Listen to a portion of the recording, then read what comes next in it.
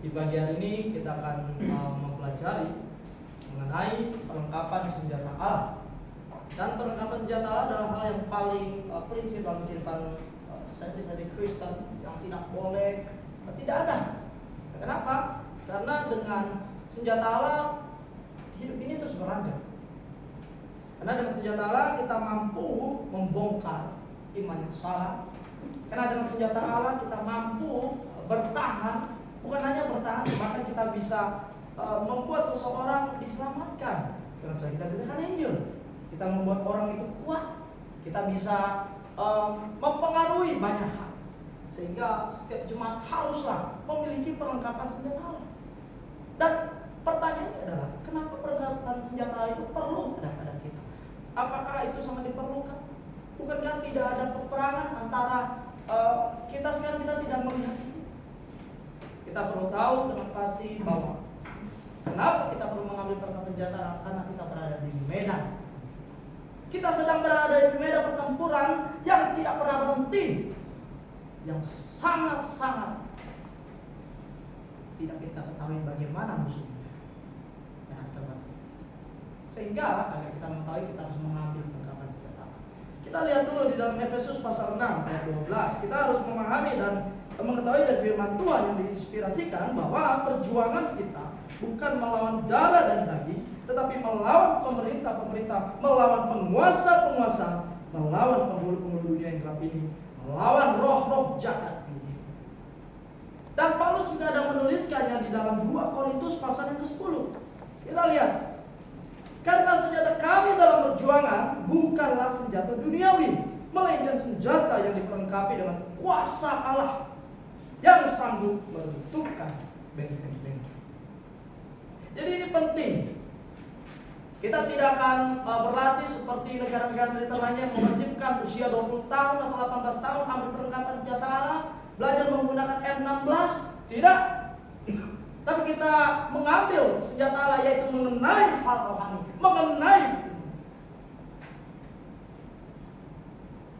Saya membagi 3 aspek. Apa saja perlengkapan senjata Allah yang harus ada? Ini sudah diselamatkan semua. Amin. Amin. Harus ada. Tidak boleh tidak. Kita lihat ada 3 aspek. Yang pertama, ini mengenai senjata Allah. Ini sudah inti utama atau ide gagasan utama di dalam firman Tuhan, dan itu memang tujuan umum Tuhan. Ini mengenai soteriologi. Jadi setiap orang Kristen, orang percaya harus memiliki senjata Allah. Ini adalah soteriologi. Memang Tuhan tidak pernah katakan bahwa kamu ambil soteriologi biar kamu mendapatkan keselamatan. Tidak. Melainkan soteriologi adalah memberikan penjelasan dengan utuh bagaimana Tuhan mengajarkan keselamatan itu hanya di dalam Yesus Kristus. Anda tahu banyak hari ini orang mengatakan bahwa ya, saya pernah bertemu dengan seseorang, kita diselamatkan bagaimana? Dia berkata, saya percaya Yesus yang kemudian dibaptis. Lalu saya menanyakan, dibaptis? Oh iya, bagaimana kalau tidak dibaptis? Tidak selamat. Wah, sangat mengerikan. Oleh sebab itu secara umum ini saya ingin memberitakan, dan tentu untuk mendalilnya perlu waktu yang lain. Seseorang secara personal, apalagi Anda adalah orang yang sudah diselamatkan, Anda sudah menjadi jemaat yang benar, Anda sudah benar-benar bertobat dan percaya, maka Anda harus memahami soteriologi dengan benar. Dan memahami dengan benar, memiliki perlengkapan senjata Allah, yaitu aspek soteriologi dengan benar, harus berlandaskan pada kebenaran Allah. Dari zaman ke zaman Allah telah memberikan penyingkapan soteriologi itu seperti apa. Dalam perjanjian lama Tuhan berkata bahwa kamu ingin diselamatkan, kamu harus percaya, dan sambil kamu menunjukkan kamu beriman, kamu menerima. Tapi banyak orang menyelewengkan hal itu. Mereka melakukan sifat-sifat yang menentang Allah. Mereka berusaha mempersembahkan korban, tetapi itu Baal, untuk menyenangkan keragilan mereka. Tapi kalau berkata akan ada yang dikorbankan. Ini penting, ini prinsip. Anda salah, maka Anda tidak perlu senjata-senjata Allah yang lain. Tidak ada guna. Tujuan utama adapun harus memiliki perencanaan mengenai soteria. Simpel sebenarnya soteriologi. Yesus juru selamat. Saya tidak dibaptis, tetap saya diselamatkan. Saya tidak melakukan hal-hal yang berbuat baik, tapi saya tetap diselamatkan. Simpel. Nanti ada muncul pemikiran, gitu ya, begitu langsung buat aja. Ini Yesus sudah selamatkan saya. Ya begitu juga. Ini prinsip. Kalau Anda salah dalam hal ini, Anda tidak benar-benar tegas dan konsisten terhadap hal ini, tidak ada makna. Anda mau belajar firman Allah, Anda mau baca firman Tuhan, terserah Anda terus bergulir dalam firman Allah, bergumul, tapi Anda tidak benar dalam prinsip keselamatan yang benar, saudara. Ada orang yang tidak memahami, ada pengajaran yang tidak memahami bahwa bukan, seseorang harus disunat dulu baru diselamatkan. Paulus menyebutkan itu di dalam surat Galatia. Tadinya mereka benar, imannya strategi mereka benar. Paulus sudah memberikan senjata ini dalam paling tepat. Oh Yesuslah satu-satunya juru selamat. Anda sudah sungguh-sungguh konsistensi terhadap strategi tersebut, maka Anda dapat melawan mereka yang di luar sana yang berkata tidak. Menurut Paulus, menurut Injil-Injil, menurut Yakobus harus ada perbuatan. Tidak. Dalam perjanjian lama harus melakukan sabat. Dan banyak orang mengikuti Paulus. Apakah dia akan diselamatkan? Tidak. Oleh sebab itu jemaat harus bertemu dan jelas memastikan diri punya perlengkapan Kristen. Yang untuk mendapatkan persembahan tersebut, tentu Anda harus datang kepada guru. Terus Anda mendapatkan kebenaran, gembala-gembala yang mengajarkan sesuai dengan firman Tuhan. Anda meminta hikmah dan apa ini benar yang diajarkan. Jadi kebenaran. Dan soteriologi itu berarti berpusat kepada Yesus Kristus.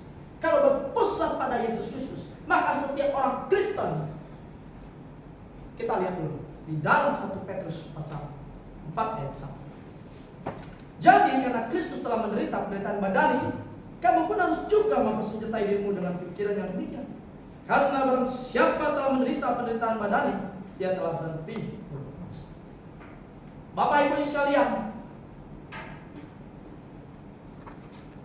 memiliki pikiran Kristus. Di dalam soteriologi berarti Anda harus memiliki pikiran Kristus. Pikiran Kristus berarti Kristus sudah mati bagi kita, maka kita juga pun harus rela mati baginya.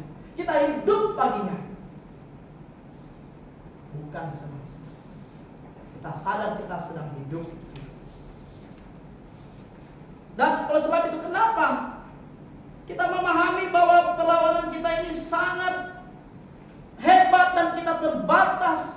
Anda tahu upaya-upaya itu telah dilakukan sejak manusia jatuh dalam dosa dan bahkan itu berlangsung terus dalam kehidupan kita. Kita harus tahu iblis ini. Kenapa?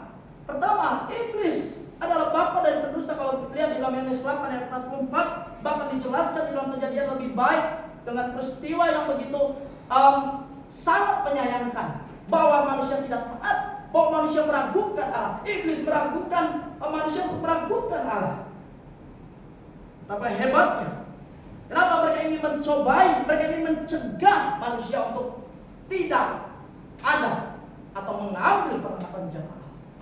Dengan demikian manusia jatuh, dan dia tidak tahu bahwa dia sedang melawan Allah. Lalu sebab itu, iblis pun menyebarkan hal yang tidak diketahui manusia karena memakai kecerdasannya, tapi harus memakai firman. Ada ajaran palsu.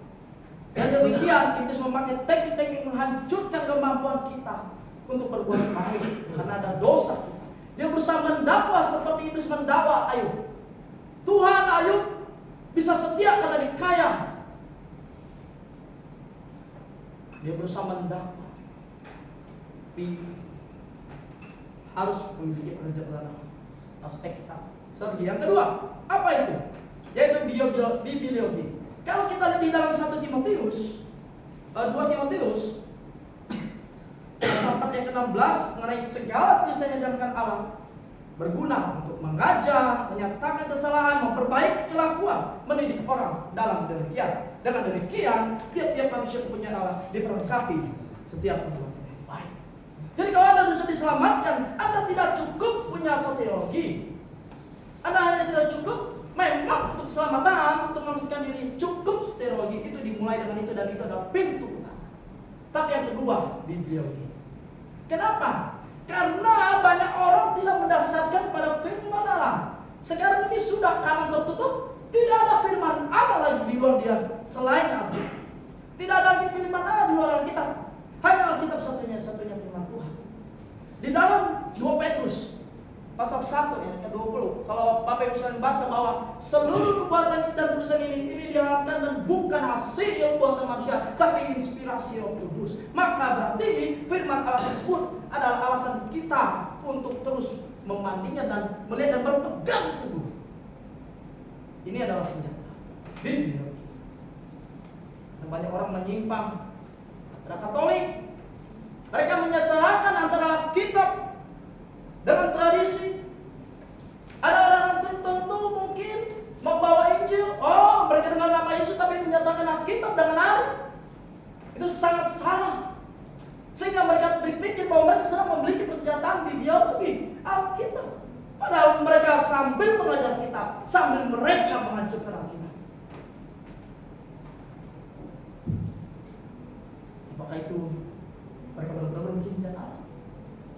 Ya, di tangan pedang itu ada duri. Mereka pakai, tapi tangan mereka pedang. Dan mereka sudah terbiasa. Ini Bapak Ibu yang sedang dalam Tuhan, ini penting sekali. Karena Tuhan tahu bahwa iblis pintar dalam hal memutar balik firman Tuhan, berusaha menyusupkan kebenarannya yang seolah kebenaran Allah 99,99% dan manusia banyak tipu. 99% bayangkan, emas aja kadang-kadang tinggi 99% nggak ada 100. Tapi Allah, kebenaran Allah cuma 100% tidak kurang. 99% salah. Itu punya buatan iblis. Apakah ada orang yang sola scriptura? Ya ada. Tapi apakah benar dia 100%? Sebagian tidak. Karena dia menentang sola scriptura sendiri. Apakah dia benar 100%? Dia menolak kitab-kitab tertentu, menyocokkan doktrin-doktrinnya. Ini pemahaman saya, ini yang diterima. Ini bukan. Saya tidak terima. Salah, dan salah. Saya mau tanya, seberapa banyak orang terjerat dalam sola scriptura tanpa dia sadari? Banyak, mungkin dia berkembang firman Tuhan. Selamatkan karena iman saja, tidak ada yang lain. Konsepnya benar, prinsipnya benar, tapi pemakaian ayat kita penafsirannya salah.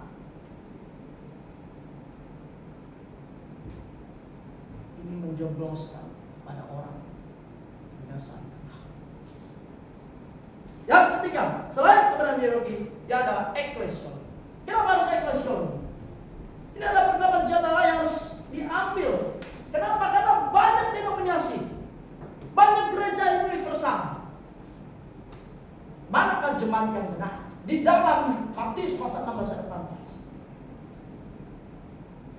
Gereja yang benar adalah yang didasarkan pada doktrin Yesus Kristus dan para rasul.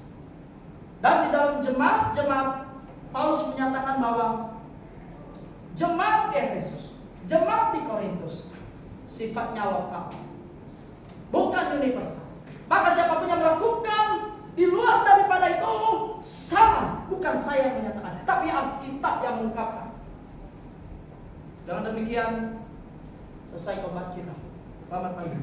14:52. Hampir.